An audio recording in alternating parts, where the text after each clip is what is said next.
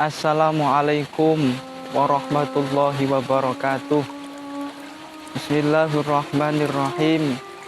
Allahumma salli ala sayyidina Muhammadin wa ala alihi wa sahbihi wa sallim. Allahumma salli ala sayyidina Muhammadin miftahi batu rahmatillah adada ma fi ilmillah salatan wa salaman daimaini bidawami mulkillah wa ala alihi wa sahbihi. Teman-teman yang dirahmati oleh Allah Subhanahu wa Ta'ala, bersyukur kita kepada Allah Subhanahu wa Ta'ala yang telah memberikan taufik hidayah beserta inayahnya, beserta kesehatan dan kesempatan, sehingga saya dengan jenengan semua masih bisa menghirup udara segar di bulan mulia ini, bulan Ramadan. Dalam rangka kita bersyukur kepada Allah Subhanahu wa Ta'ala, maka alangkah baiknya selain juga mengucapkan hamdalah, juga kita mengaji dan mengkaji satu ilmu yang berkaitan dengan bulan Ramadan, yang lebih tepatnya adalah berpuasa.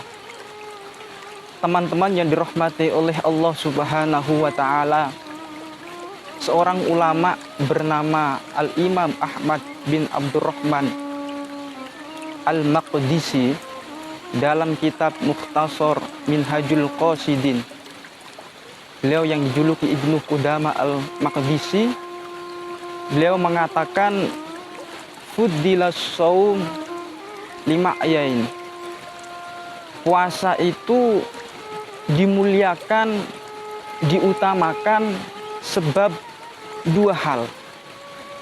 Apa itu dua hal? Itulah yang kita jelaskan pada kesempatan kali ini. Dua hal itu, yang pertama adalah puasa al-awwal sirrun wa amalun batinun. Puasa itu satu bentuk ibadah, yang mana ibadahnya itu adalah ibadah yang rahasia, ibadah amal yang batin.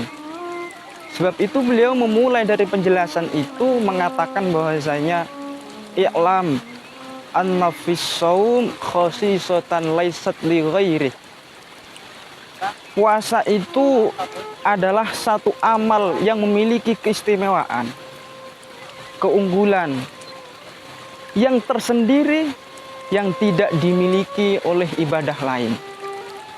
Puasa memiliki keistimewaan tidak dimiliki oleh sholat, tidak dimiliki oleh membaca Al-Quran, tidak dimiliki oleh memperbanyak sedekah, haji, umroh, ataupun ibadah-ibadah yang lain.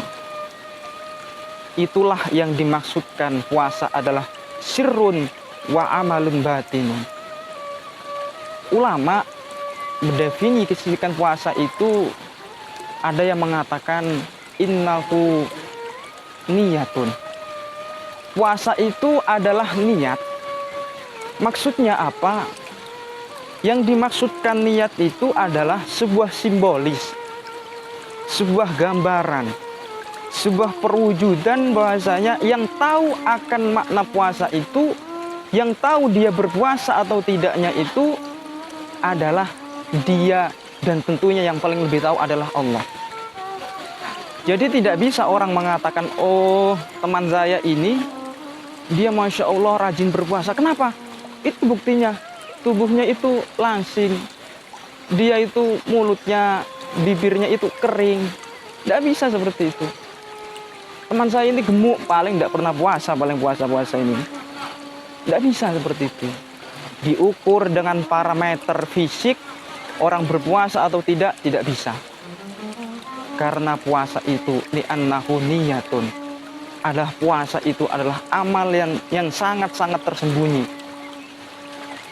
Maka dengan konstitusi puasa, proseduran puasa, syarat syariat yang begitu mendalam, artinya puasa itu betul-betul didesain oleh Allah, satu amalan yang memang menunjukkan satu identitas asli seorang hamba. Tidak ada tendensi lain. Coba bayangkan, ketika berpuasa, mungkin ketika membaca Al-Quran, orang mendengar, ketika kita jamaah di masjid, orang tahu. Kemudian ketika kita menghafal Al-Quran, hadis, mungkin ada teman-teman kita yang tahu kita haji, umroh, silaturahim, sorot mata manusia selalu mengintai kita, tahu dia. Sehingga dengan seperti itu, maka satu keunggulan tersendiri dari makna puasa ini. Sampai-sampai dengan begitu menjaga konstitusi makna hakikat daripada puasa ini, sampai-sampai Kanjeng Nabi Shallallahu Alaihi Wasallam, beliau tidak mau umatnya ini menceritakan puasanya. Puasa sudah didesain ini supaya disembunyikan, malah ceritakan tidak boleh, kecuali dalam momen tertentu, yakni momen itu saja. Apa itu? Wa ini mru'un qatalahu aw syatamahu falyaqul inni shaim. Kalau ada orang yang membuli kita, yang memarahi kita, mencaci maki kita, mengolok-olok kita, baru katakan falyaqul, saya puasa. Selain daripada itu, jangan ceritakan puasa. Karena secara konstitusi, secara peraturan prosedural, puasa memang didesain seperti itu oleh Allah, disampaikan oleh Kanjeng Nabi. Saya teringat satu dawuh dari Shahibul Hikam, Syekh Ibnu Athaillah As-Sakandari. Beliau ketika berkata dalam kitabnya itu, al-a'malu suwarun qa'imah wal arwahuha al-ikhlasu fiha wujudu sirril ikhlasi fiha. Amal itu bagaikan suwarun qa'imah, jasad bagaikan hanya tengkorak. Tengkorak itu, coba kita, kalau kita itu tahu tengkorak, kita tahu patung. Patung itu di jalanan besar, berdiri dia tegak. Tapi kalau ada orang kecelakaan, dia tidak akan nolong orang kecelakaan. Ada orang kesusahan, tidak akan nolong. Namanya patung. Kenapa? Dia tidak ada ruhnya. Tidak ada ruhnya. Coba manusia ketika hidup gagah, dia seakan-akan sudah paling menang.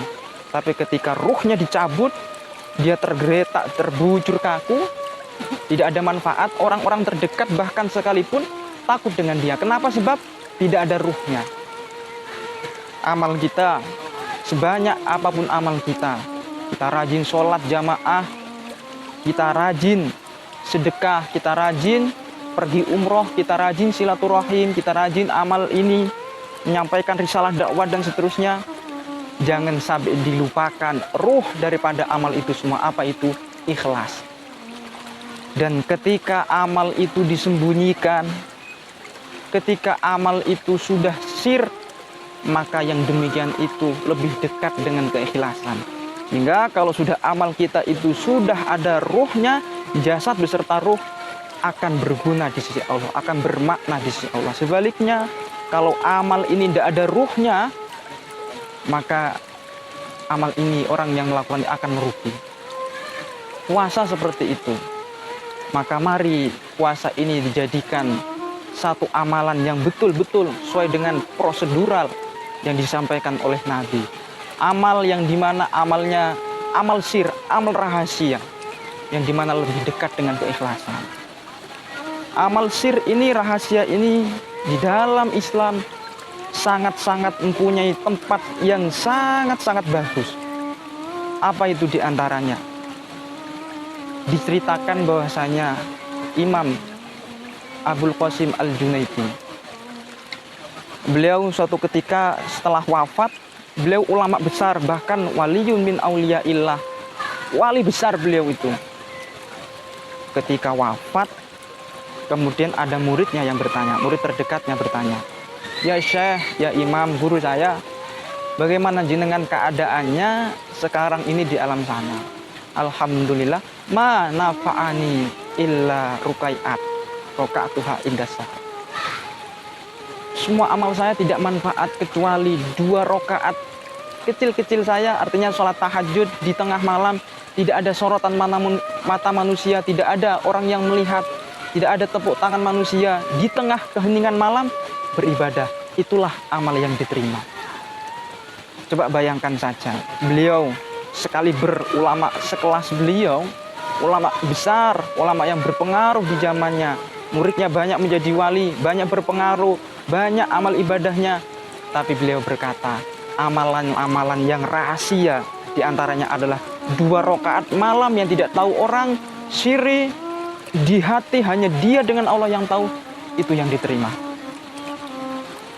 Teman-temanku yang dirahmati oleh Allah Subhanahu wa taala. Kemudian yang berikutnya, puasa itu dimuliakan karena apa?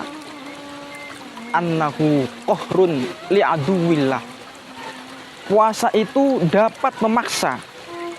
Puasa itu dapat mempersempit ruang gerak daripada nafsu syahwat setan menggoda kita. Coba bayangkan, kita jangan pernah merasa aman, jangan lengah, jangan jumawa kita. Setiap detik, setiap menit, setiap jam, setiap masa, setan selalu mengintai kita. Dan itu sudah dinaskan di dalam Al-Quran. Setan selalu mengintai kita. Apalagi setan berkolaborasi, bekerja sama dengan syahwat nafsu. Itu sungguh dahsyat godaan dalam diri kita. Maka fasta'idz billah, berlindunglah kepada Allah. Minta tolonglah kepada Allah. Dengan apa minta perlindungan kepada Allah? Minta perlindungan kepada Allah adalah dengan mengingat Allah, dengan menjalankan syariat Allah yang sesuai dengan hal tersebut. Apa syariat Allah? Di antaranya adalah puasa. Kanjeng Nabi dawuh bahwasanya inna syaiton yajri min ibni Adam majrad dam. Setan itu jalan di aliran darah manusia. Setan itu. Maka jika seperti itu, orang yang makannya banyak, minumnya banyak, konsumsi makanan macam-macam, innamas syahwat tuqwa bil akli wasyurbi. Syahwat itu akan dikuatkan dengan banyak makan, banyak minum itu akan semakin kuat. Kalau dia itu banyak makan dan ada istirahatnya, ada jedanya, itu semakin kuat dia syahwatnya. Bagaimana solusinya, terapinya, bagaimana obatnya supaya itu nanti syahwatnya tidak kuat? Karena syahwat ini adalah sumber dari segala maksiat, segala fitnah. Tentunya kalau nanti maksiat fitnah, dia akan digiring secara sedikit demi sedikit kepada api neraka. Sebab itu Rasulullah SAW menganjurkan kita untuk berpuasa. Kenapa? Fadoyiku, persempit. Kalau kita makannya sedikit, artinya dibuat puasa, minumnya jeda, itu dipersempit itu ruang geraknya setan itu. Itulah puasa. Coba kalau kita lihat, Kanjeng Nabi kalau menyarankan di dalam hadisnya itu, ya ma'syarasy syabab man istata'a minkumul ba'a falyatazawwad fa innahu aghaddu lil basar wa ahsanu lil farji wa man lam yastati fa alaihi bisyam fa innahu wijaun. Pemuda sampean kalau tidak bisa menahan syahwat, sudah mampu nikah saja. Sudah mampu ya nikah. Saya belum mampu, belum punya penghasilan tetap, saya masih menyelesaikan pendidikan, insya Allah kurang sebentar lagi, tapi syahwat saya menggebu-gebu. Bagaimana solusinya? Fa illam yastati fa alaihi bisyam fa innahu wijaun. Jadi Kanjeng Nabi itu menyarankan kita kalau tidak kuat syahwat, sudah menahan syahwatnya sudah tidak kuat, itu suruh puasa. Puasa saja puasa. Kenapa? Wijaun penawar. Jadi tahu obat, penyakit, racun, itu ada penawarnya. Racun itu, kalau penawarnya tepat, hasilnya akurat, sembuh. Jadi seperti itu, gambarannya itu seperti itu. Sedahsyat apapun racun itu, dengan izin Allah, kalau penawarnya pas, tepat, hasilnya akurat, selesai, insya Allah sembuh. Sama, syahwat menggebu-gebu, tidak bisa menahan lagi, tiru saja apa yang disampaikan Nabi, lakukan saja. Puasa akan menjadi penawar daripada racun-racun syahwat itu. Teman-temanku yang dirahmati oleh Allah Subhanahu wa ta'ala, itulah indahnya ajaran Islam. Islam selalu menyediakan solusi bagi mereka-mereka yang punya permasalahan tertentu. Semoga saja yang sedikit ini bermanfaat dan barokah bagi kita semua. Allahumma fiqh ila aqwamit thoriq. Assalamualaikum warahmatullahi wabarakatuh.